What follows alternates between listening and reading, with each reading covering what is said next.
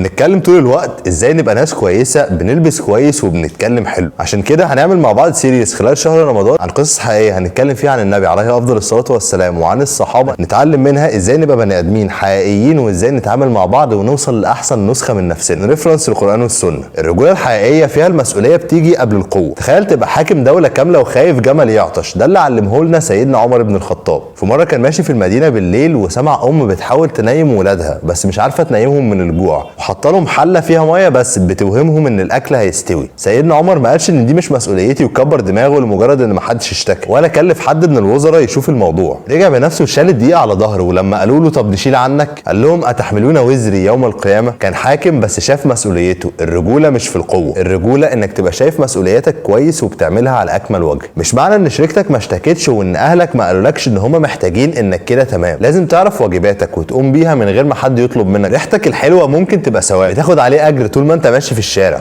سيدنا محمد عليه افضل الصلاه والسلام كان بيحب الطيب لدرجه ان الصحابه كانوا بيعرفوا مروره من ريحته. ما كانش استعراض، بس ده عشان الذوق الحلو جزء من الايمان. كان انظف الناس ثوبا واحسنهم هيئه. لو عايز تبقى مؤثر ووجودك ملفت ابدا من السيره النبويه. سيدنا محمد عليه افضل الصلاه والسلام علمنا ان النظافه مش رفاهيه، دي جزء من السنه وبتاخد عليها ثواب. وتعلمنا برضو ان رجولتك بتبان لما تبقى اهدى واحد في اللحظات الصعبه. سيدنا ابو بكر الصديق لما النبي عليه افضل الصلاه والسلام توفى المدينه كلها اضطربت، الناس كلها انهارت وما صدقتش. سيدنا عمر بن الخطاب نفسه ما كانش مستوعب اصل ازاي.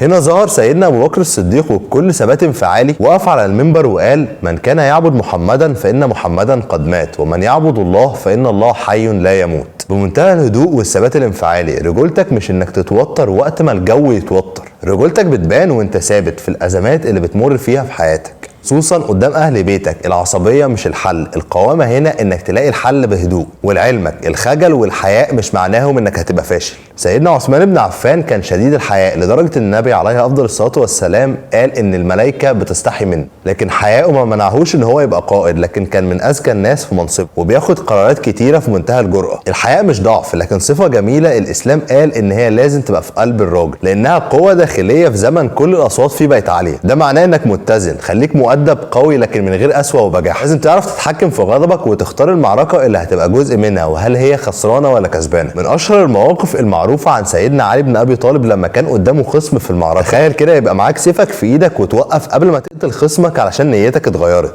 ده اللي حصل بالظبط لما سيدنا علي وقع خصمه على الارض وهو رافع سيفه، وثواني والمعركه هتخلص بانتصار سيدنا علي. فجاه الرجل بصق على وجهه. في لحظه غضب اي حد مكان سيدنا علي كان خلص عليه فورا، لكن سيدنا علي وقف قال له كنت اقاتلك لله ولما بصقت على وجهي خفت ان اقتلك لنفسي. هو كان قادر ينهيه، بس مش كل معركه تستاهل ومش كل الانتصارات هنفرح بيها. وهنا نتعلم ان مش كل فعل يستحق مننا رد فعل. قوه والمناصب حلوه بس في نفس الوقت لازم تعرف ازاي تستغنى عنهم. ممكن تبقى مدير بس مش من مصلحتك ولا من مصلحة المكان انك تكون انت المدير. تعلمنا ده من سيدنا خالد بن الوليد، كان قائد جيش المسلمين ودايما انتصارات ورا انتصارات، وفجأة جاله قرار من سيدنا عمر بن الخطاب ان هو هيعزله من القيادة. اي حد مكانه كان هيزعل او يغضب وينسحب من الجيش كله، لكن سيدنا خالد اختار انه يعمل حاجة مختلفة خالص وقرر ان هو يكمل في الجيش زيه زي اي جندي عادي، نفس الحماس ونفس القتال بنفس الشغف ونفس كل حاجة، لانه من البداية كان في المنصب ده لهدف واحد، القتال في سبيل الله. فلو انت بتدي عشان تحافظ على المنصب والمكان اللي انت فيه مش مرتبط بهدف وجودك في الحياة اصلا، فانت محتاج تراجع نفسك